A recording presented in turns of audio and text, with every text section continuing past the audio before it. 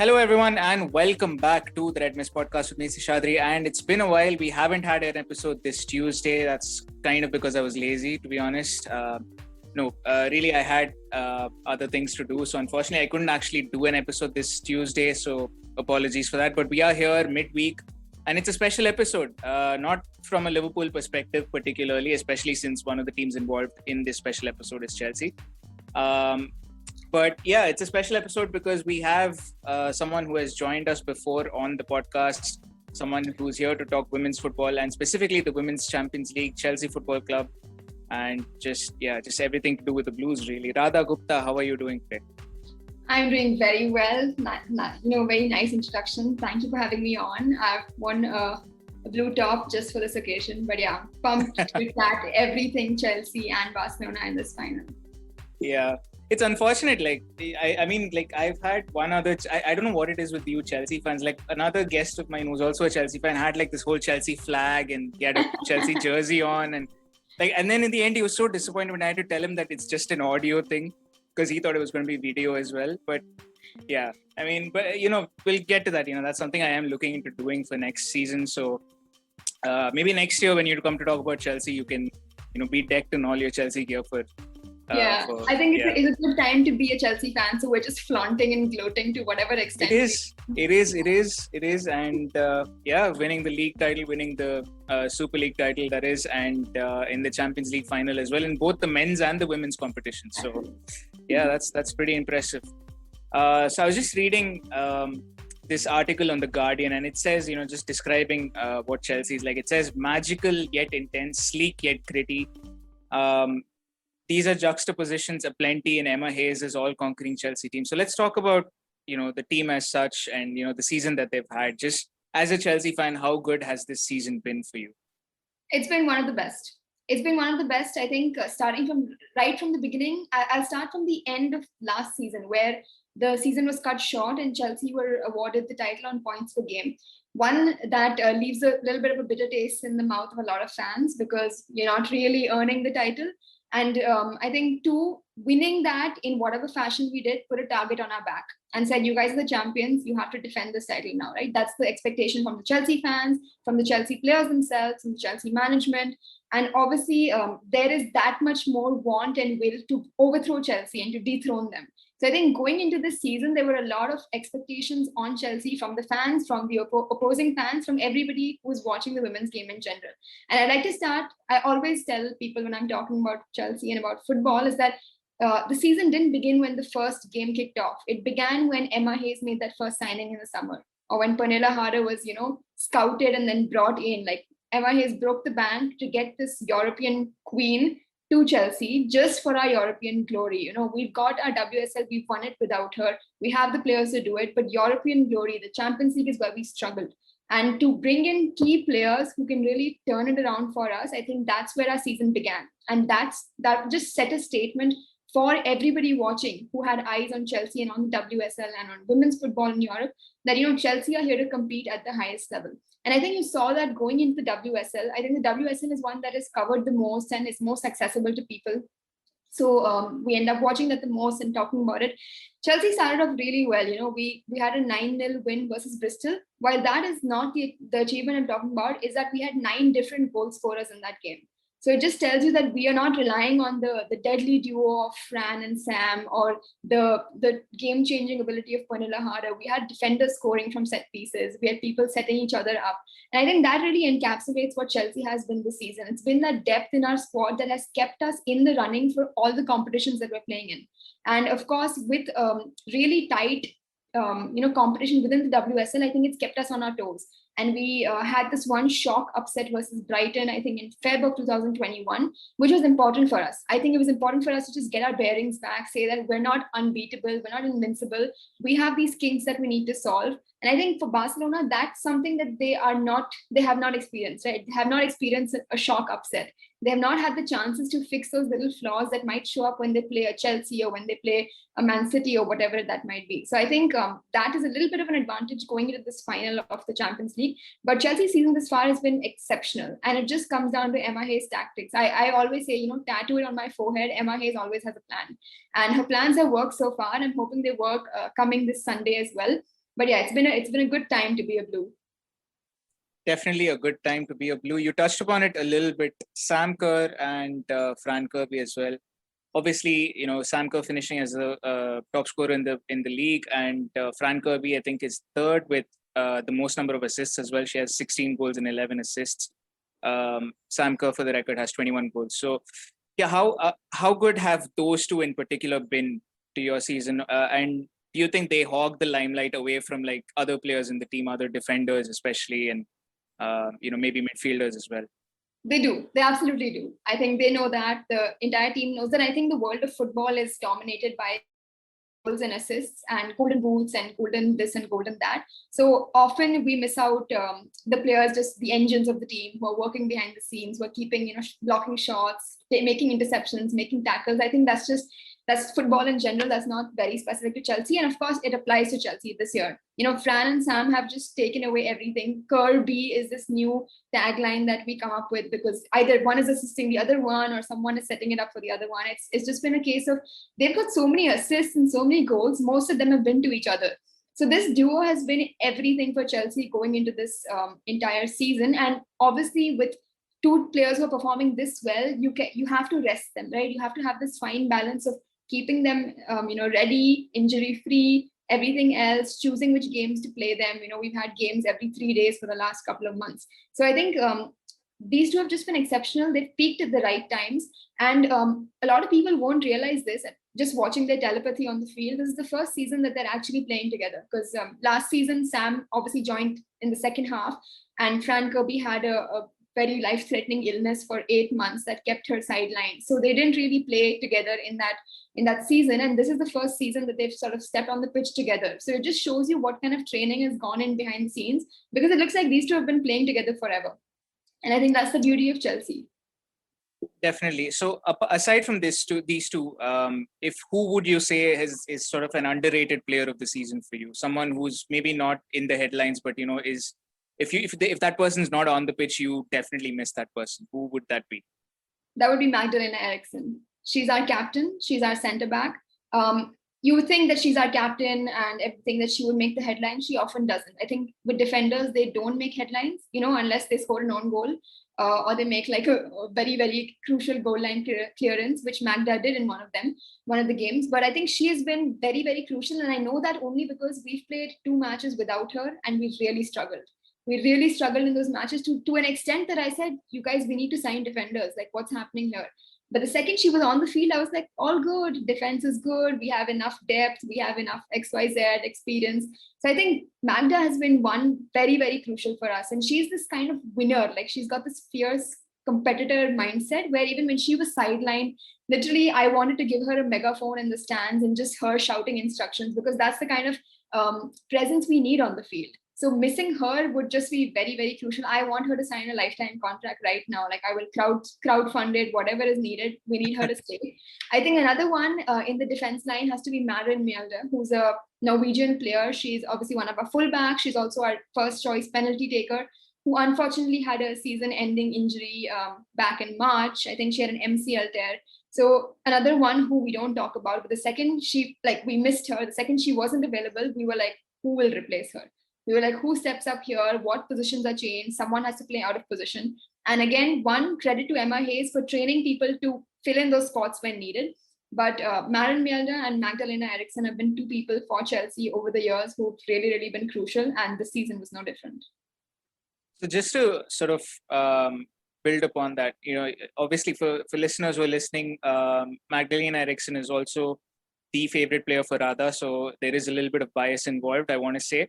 But no, seriously speaking, don't you think there's a danger? And I'm drawing parallels to sort of the men's game. I don't know if you follow it as much, but when Liverpool lost Virgil van Dijk to an injury, that made a huge difference to how we play. And do you think for Chelsea, that would be the case? A long-term injury for Magda would derail the defense, derail a title defense or whatever it is. Do you think beyond her, there is a lack of depth? That's essentially the question that I'm asking you. Yeah, I definitely do. And I've been on these podcasts for a while now, especially covering the Champions League games that have been happening. There's definitely a lack of depth, if Magda's missing. And we were just wishing that we need a centre back. And yesterday, Chelsea announced the signing of a young Dutch, Aniek Nouwen, her name is. She's 22 years old. Perfect role. She's got, I think, a 2 or 3 year contract with Chelsea. So again, literally, we've just spotted this little flaw that we need fixed. Just the fans spotted this. So clearly, Emma Hayes spotted this a long time ago, has been in contact, scouting, and finally, paperwork was done and dusted with, and we've got the centre back. So clearly, our attack does not need any more solidification. Like, sure, if we get a couple of forwards, nobody will complain. But the fact is that if we miss a couple of forwards, we have enough. But if we miss a couple of defenders, we don't. And that's exactly why our first signing of this year has been a centre back, someone who Emma Hayes plans to groom, someone who will play under Magda, who will play under Millie Bright, under Maren when she's fit, and eventually when she's 25 will be one of our starting centre backs. And I think that's just the beauty of Emma Hayes and her planning. So yeah, you've sort of preempted because I was going to bring up Aniek Nouwen right at the end, but yeah, let's just, how much of her have you seen? Or, I mean, you've obviously seen her a little bit, at least if you're talking about her so much, but just, as far as potential goes, do you think she's enough, or do you think like you may need one more person as well? Yeah, I definitely think that we might need another person, especially in the defense zone. I think another signing would be a good assurance, a good safety net for us. Of course, Aniek Nouwen, I haven't seen too much of her. She played for PSV in Netherlands, and that isn't too accessible to us, especially the women's side of things. So I've seen a couple of highlight reels, obviously read up about her, especially since she signed for us. She seems to be like this gritty center back who and I saw like a very good highlight reel of her yesterday. She reads the movement of ball and of the players without the ball. So she's in the right place at the right time. It's not a case of I will just chase you until I have the ball. She will be in the slot where you will not be able to make a pass, and she'll intercept you there. So I think that's a good quality. She's got a good aerial presence, and in her 100 appearances for her former club, she's had 15 goals, which is not bad for a centre back. Tells you that probably set piece scoring ability is quite decent there. So yeah, good signs for her. And look, coming into an environment like Chelsea with the players that we have, I think she's just going to grow exponentially. And yeah, I'm very excited to see her next season. Absolutely. Now coming to Emma Hayes, 4 titles in 6 years Chelsea's got, and a lot of it is down to just Emma Hayes as a coach. There were earlier on in the season, I don't know if I covered it with you in the last podcast, I don't think I did, but there were rumors that she could take a step into men's football. So she's been linked to the job at Wimbledon. Obviously, that was the one that made a lot of noise, but she's also had links to the job at Chelsea early on in the season, the men's team that is. So what is the future you think holds for her? Do you think she'll stay at Chelsea, which is, what she's sort of indicated as far as things go, or would you want to see her take a step in men's football? Not that, I'm saying men's football is better in some way than women's football. I just think that if she wants to try something different, because if she takes a step into men's football, that's a big deal. That is, it's, I don't know if you watch the NBA. It's sort of like in the NBA, there's a women's coach called Becky Hammon. Yeah, there you go. So if Becky Hammon taking a head coaching job in the NBA would be a big deal. It sort of represents progress towards equality, I suppose, in some ways. So would you want her as a Chelsea fan to take up let's say the Chelsea men's job if it becomes available? Or would you want her to just stay as Chelsea women's manager, win whatever there is to win here? Yeah, I think if she had an option between Chelsea men and Chelsea women, it would be just a case of managing world-class players on both sides. So it'll be interesting. I don't see her making a move from a team that she's spent 10 years with cultivating, grooming, to the men's counterpart of that team. And someone asked me this very similar question, I think just a couple of days ago, and I've never ever been like asked this question, but now like 2 times in 3 days I've been asked is, where do you see Emma Hayes going, right? What is her future? She's been here with Chelsea women for over 10 years. She's done so much in the last few years, especially, which has been a result of everything she's done in the previous 5-6 years, right? So I said that I'm not sure where she goes. Hypothetically, if she leaves and goes to a men's club, I assume and I trust that will be on mutual parting with the club and the fact that she has provided everything she can for Chelsea women. And I think her first aim in her coaching decision moves is not too much a personal decision, but more for the progress of women's football. So I trust that when she leaves or when she moves or whatever she does, it'll be in a way that doesn't hamper Chelsea's progress. It doesn't hamper any progress that she's made with Chelsea. and she will sort of try to make sure that the person filling her shoes obviously continues from where she's left off. Now, obviously, about those rumors of her going to AFC Wimbledon and everything, she immediately said that, we need to break that stereotype that shifting to a men's job is a step up. It's not necessarily a step up. She's coaching a team in a Champions League final. She's coaching World Cup winners. So I think it's just a question of understanding that it's football. At the end of the day, it doesn't matter if they're men or women. Obviously, she could go for a men's role. And I think ultimately she will have to also think personally, right? Ultimately, she'll want to end her managerial career and maybe go on to other things or just chill out a bit, like she's done so much already. So obviously, again, as a Chelsea women's fan, I hope that she stays for as long as she does. She's doing great things for our club. And I think one interesting thing that we forget to mention with managers is that players who like the manager stay in the club, and managers who stay in the club ensure that players stay in the club, because Fran Kirby's contract was ending this year and she, without hesitation, signed one extension contract in February. Right now, I'm you're an Arsenal fan. I'm sure you know that Arsenal doesn't have a head coach. Viv Miedema, Leah Williamson are yet to sign extension contracts. Like right now, being an Arsenal fan is a bit chaotic. It's a bit crazy. And I think having a stable head coach who has delivered in the past, who has shown their commitment to the club, would have encouraged the players to stay on. Right. And I think Arsenal are lucky right now that they've qualified for the Champions League, because that is a big attraction factor for players. I think if Arsenal had slipped to fourth place, there would have been a big shake-up within the player system. But I think that is what Emma Hayes is ensuring Chelsea don't have to go through. They don't have to go through this because Emma Hayes has said, hey, I'm here to stay. I'm here to create history and just win everything. And, I'm here for the long haul. When Fran had her 8-month-long illness, she said, Fran, forget about football. Your health is on the line. I'm here with you. She was almost like her mother figure. Fran would go to Emma's coaching office and just talk to her personally, give health updates, X, Y, and Z. And she said that you're not being replaced on the team just because, we signed Sam Kerr and now you're injured and Sam is playing. So just don't think about it that way. Rest, recover. You will be back on the field. You're a crucial part of Chelsea. And look today where both those players are. So I think it's a question of having a great football mind, but also a great human as a leader. And Emma Hayes just fits that bracket. Absolutely, she does.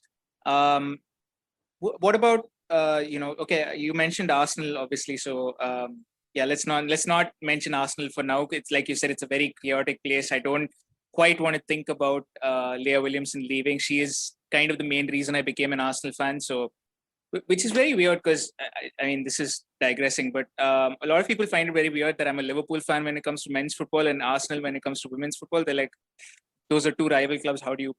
It's just I can't explain it, but that's the thing, right? You can't really explain why you're a fan of a particular club. It's just a very natural connection. And Leah Williamson was a big part of that. Miedema was a big part of that. The thought of them not wearing an Arsenal jersey is quite disturbing, honestly. It is. But Emma Hayes, just coming back to her, do you see her, okay, if she wins the Champions League, do you see her maybe managing England at some point? Because that job is definitely going to be, she's definitely going to be linked to it, at least, even whether or not she considers it seriously. She is going to be linked to the England women's job at some point, whether that's after the Olympics or after the Euros next year, or at some point she is going to be linked. So do you see her taking up that job, especially if she wins the Champions League? Yeah, that's a great question. And I think if there is any job that Emma Hayes could potentially, move on to, I do see it being a national team setup. And England obviously is the first one that comes to mind. Home nation, everything just links up. She knows the players playing there. Obviously, England are managed by interim sort of head coach Hege Riise till the Olympics are over. Then former Dutch coach Sarina Wiegman comes in, who is a very successful player and a coach as well. So I'm really looking to see how England thrive under her. Hopefully they do. They didn't do that too much under Phil Neville. So after a couple of years, when Sarina Wiegman's contract expires and she decides to move on, Emma Hayes will always be the first name that pops up. I think it was the first name that popped up when Phil Neville left. It's just because of the kind of impact she's had within English football, right? You want that kind of a person leading your nation's side. And again, that just shows you what an asset she is to her club. And I think that choice will just become one of those personal choices, because I'm sure that she will contribute as much as she can to Chelsea and to England. So it'll just be one of those mind calls that she'll have to make with probably no rationale to anybody else. And I would be happy to see her. I think if she leaves Chelsea, then I would be happy to see her coach England and not any of the rival clubs. Definitely. So now let's turn our attention to Sunday. There's a big game on Sunday, just for those of you who don't know why we're talking about Chelsea women. Um, Chelsea versus Barcelona, uh, two big clubs, two historic clubs.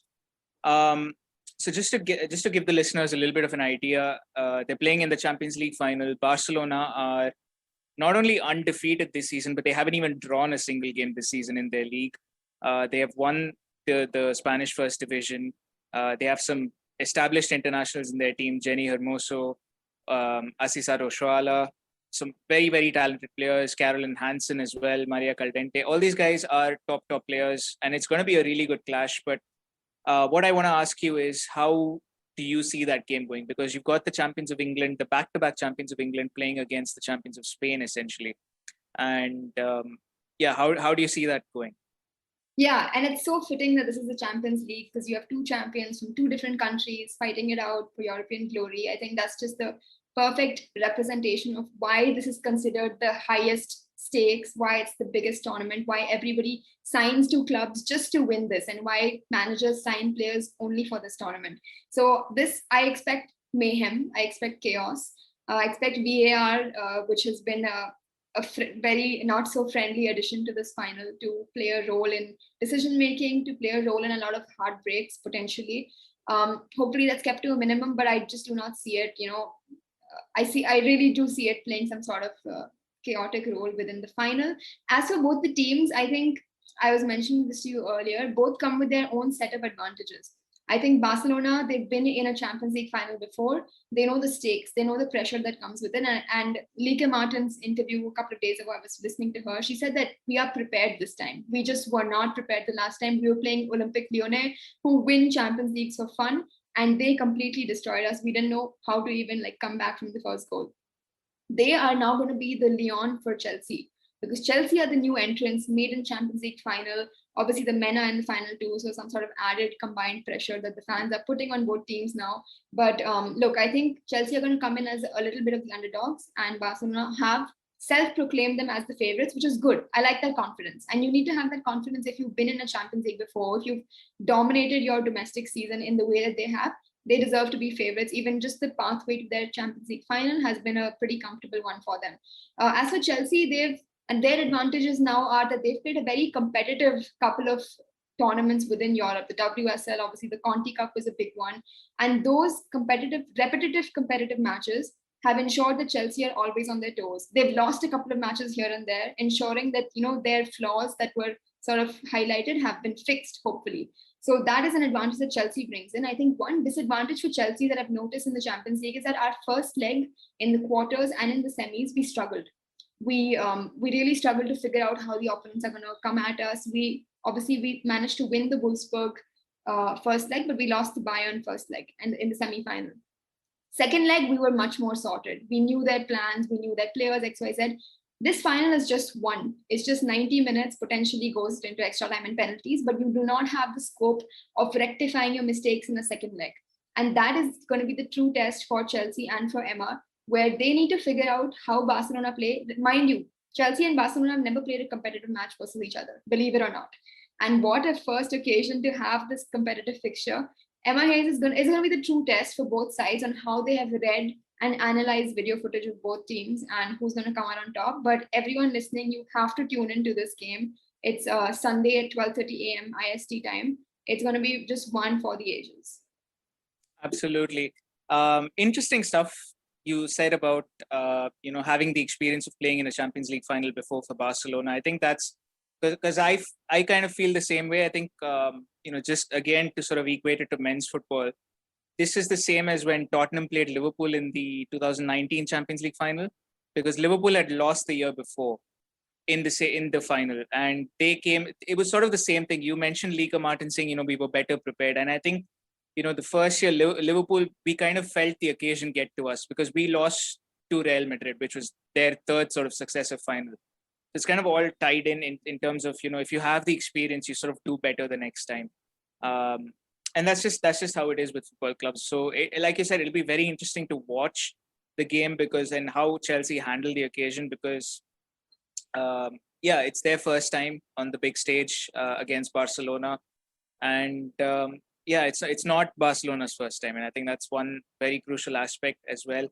Um, if you had to pick out one player who you think is the most dangerous for either side, for Barcelona, and one player for Barcelona, one player for Chelsea, who would you go with?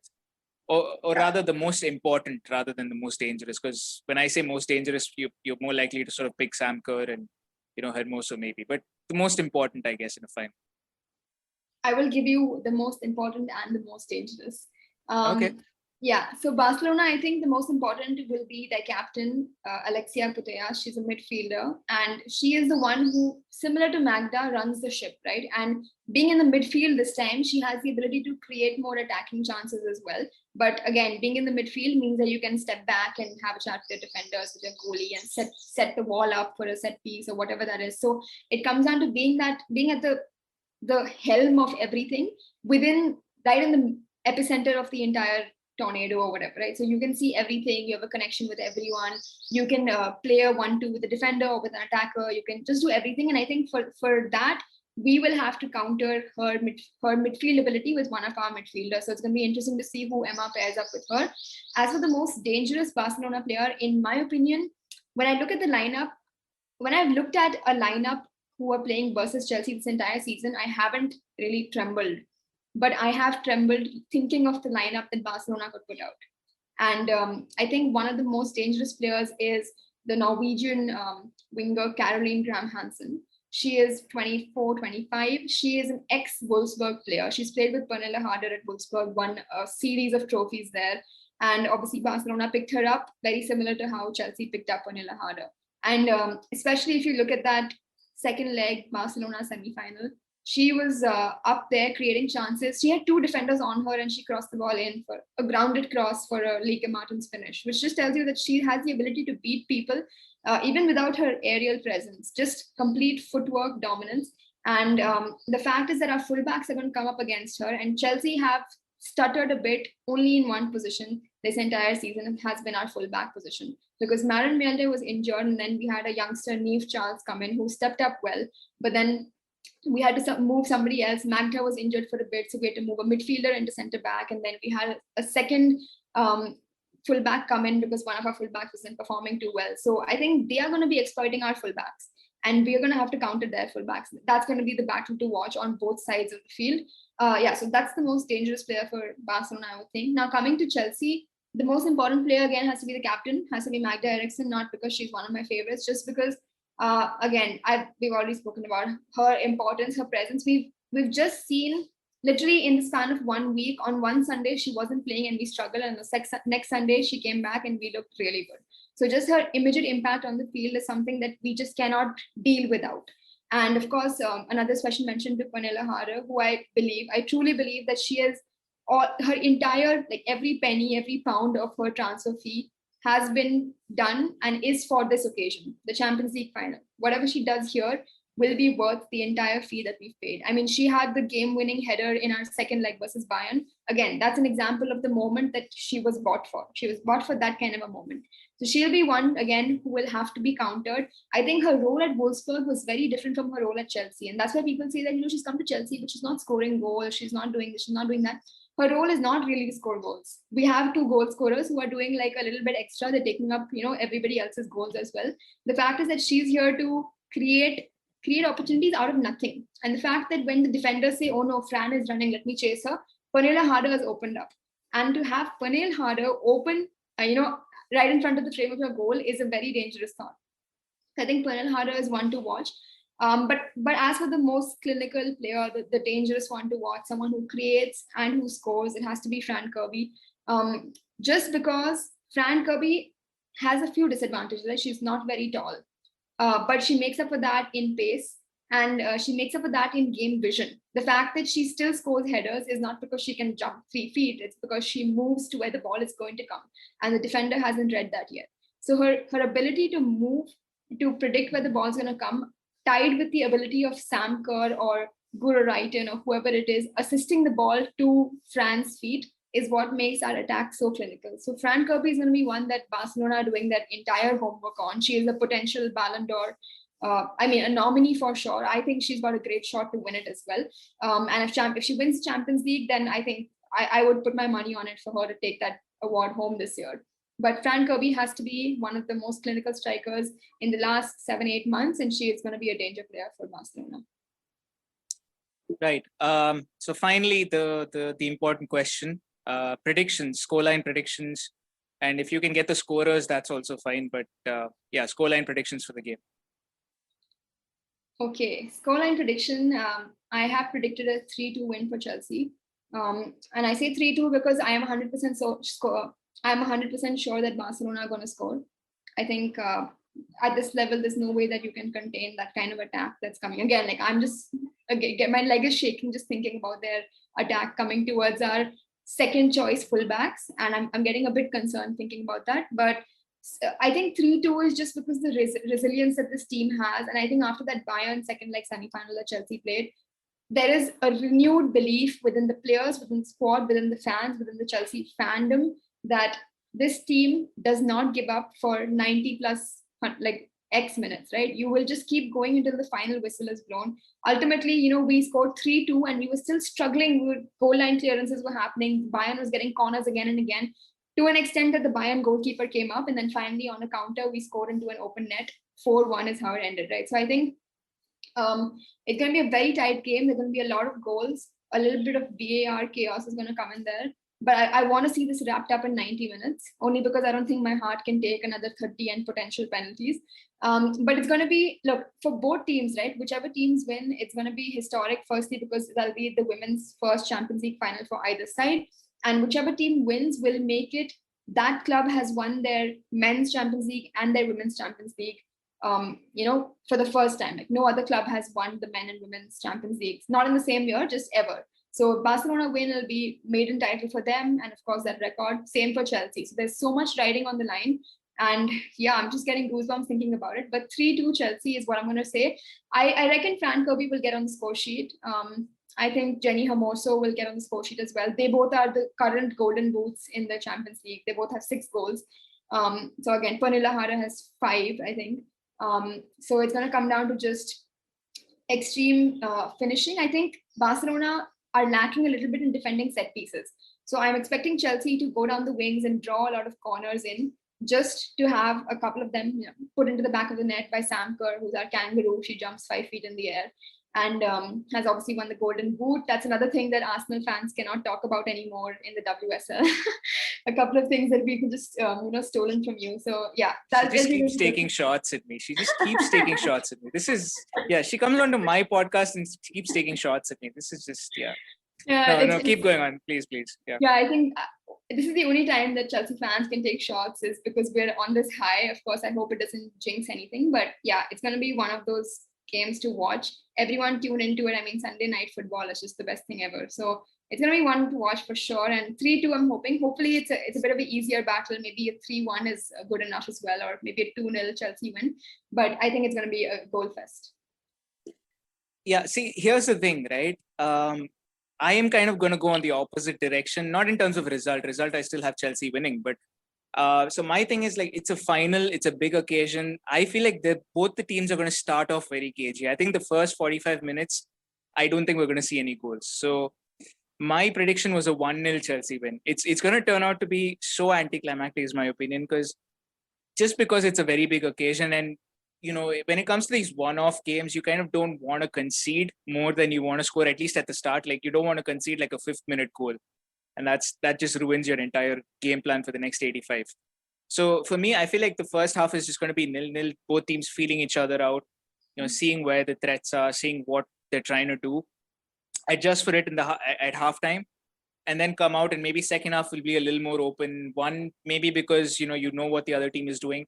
Second, maybe because you don't want to play an additional 30 minutes. So yeah, so my prediction was a 1-0 Chelsea win, and I'm going to go captain's goal here. I'm going to go Magdalena Eriksson scoring. So love that. Yeah, she's got, yeah.